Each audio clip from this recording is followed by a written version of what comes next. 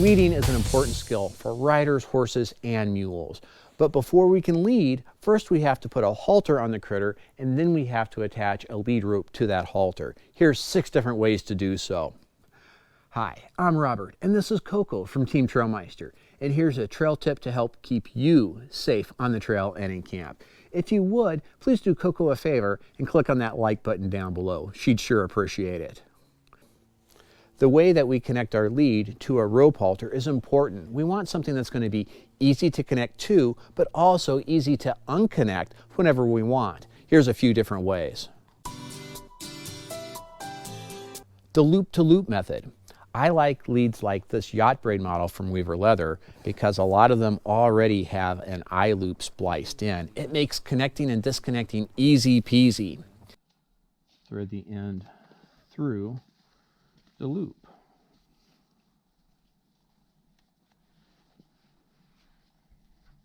It's quick, easy to tie and easy to untie.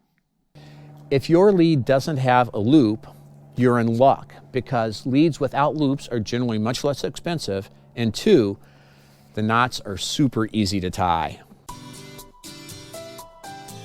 The square knot method. I like using the square knot because the tag end of the lead points down and away from my animal's face, and that's a good thing. Square knot is nice because all you have to remember is a rabbit that comes out the hole, around the tree, and back down the hole. Does that sound familiar to another knot that you probably use for horse camping? It should. We'll have the answer at the end of the video. The sheet bend and its family. For me, the sheet bend is where it's at for connecting a lead to a rope halter, mostly because it's the exact same knot that we use to attach the crown piece of our rope halter. And only having to learn one knot, well, that's a good thing. You are tying the rope halter properly, aren't you? I'll put a link how down below.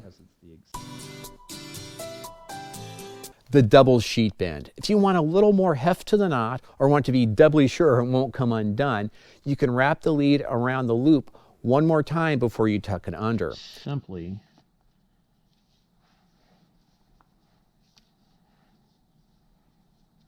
wrapping the tail around twice.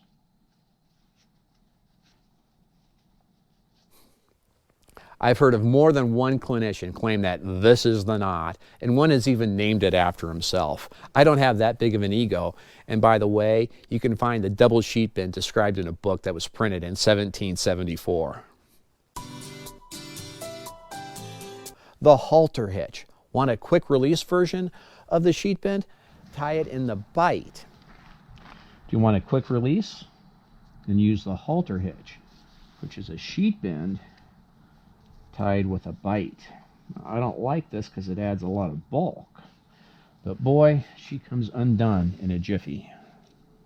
I'm going to be real honest here. Most of the time, especially if I'm riding or camping, I'm just going to use a snap or a locking carabiner to connect my lead line with the halter. It's quick and it's easy. Yes, when you're training, hardware can give conflicting cues, but the real answer for that is quiet hands.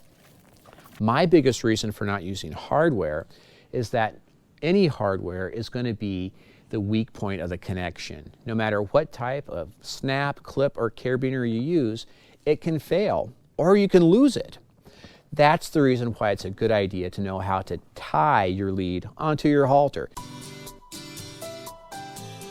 Well, there you go. A trail tip from Coco and I on a bunch of different ways to attach your lead rope to your halter. Learn to tie one in case your hardware should fail. If this was helpful for you, please click on that like button and use our Amazon links to help us keep creating content for you. For more practical information about trail riding and camping with horses, visit us at trailmeister.com. It's also the largest guide to horse camps and trails in the world. And now for the answer to the rabbit question. It's the Bolin. The Bolin, or the King of Knots, has a mnemonic that uses rabbits going in a hole, around a tree, and back down the hole to help you learn it. I'll put the link in the description below. Until next time, happy trails.